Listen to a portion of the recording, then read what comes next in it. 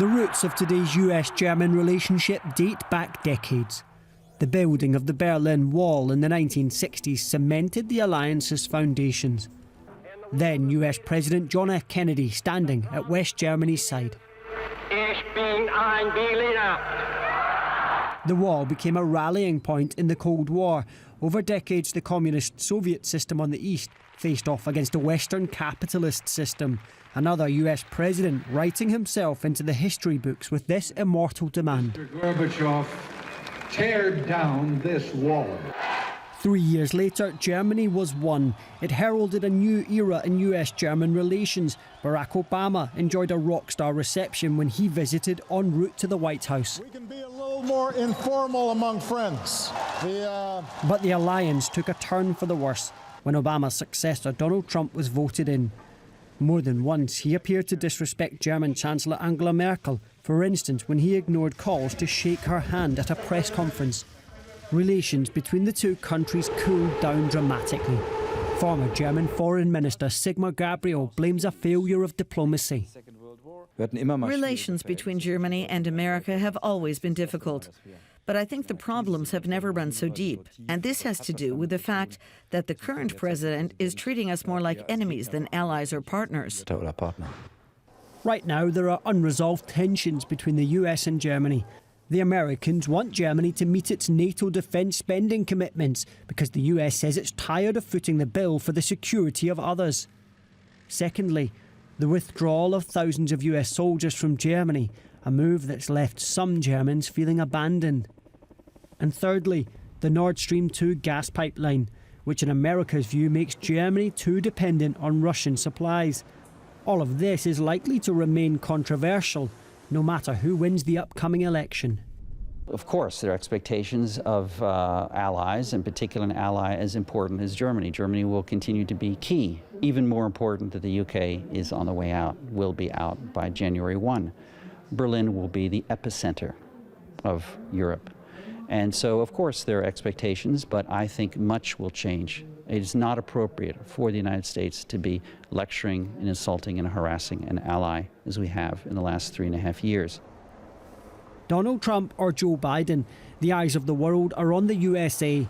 And what about Germany? Germany hasn't looked toward Washington this anxiously for quite some time. And we are joined now by Peter Beyer, Transatlantic Coordinator of the German government and lawmaker of Angela Merkel's conservative CDU. Welcome to the program. Thank you for joining us.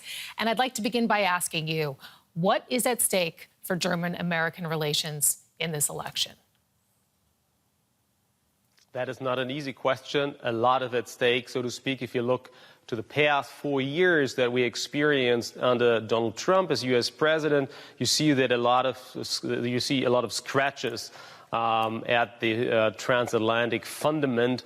So yes, of course, we are hoping for better times in the transatlantic dialogue, the friendship, that we are not considered in the future as foes, as Donald Trump labeled us in the past. There seems to be a lot of hope, from transatlanticists such as yourself, of a Biden win.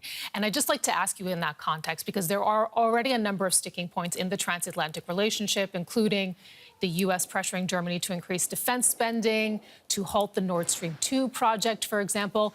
These efforts have bipartisan support in the U.S. So how much change can you really hope for?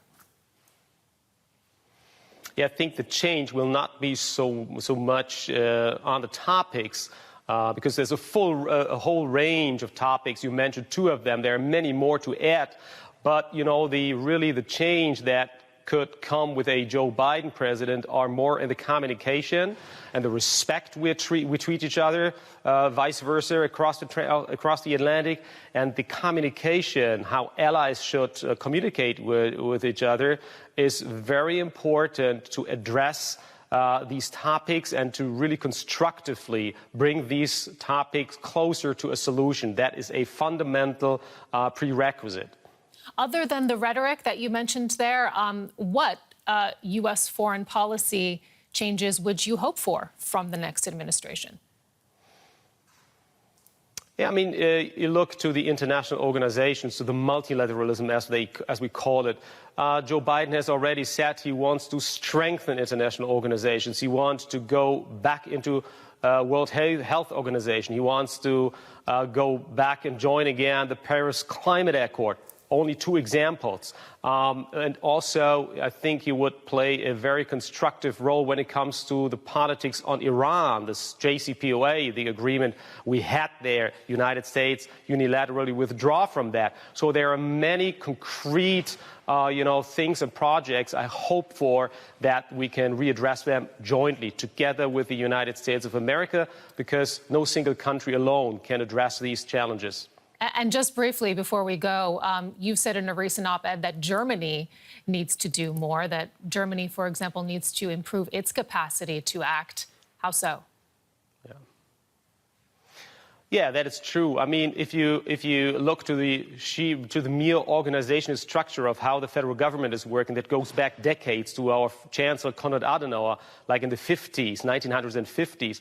We need to, reshape the way we address, we coordinate foreign and security and defense politics in this country to really be a partner who is a strong, politically leading partner, not only with regard to economy, but really with regard to political decision-making in Europe, and that is what I expect. America goes to the polls today. The world is watching, giving us the transatlantic view. Thank you so much, Peter Beyer, Transatlantic Coordinator for the German government and lawmaker of Angela Merkel's conservative CDU. We appreciate it.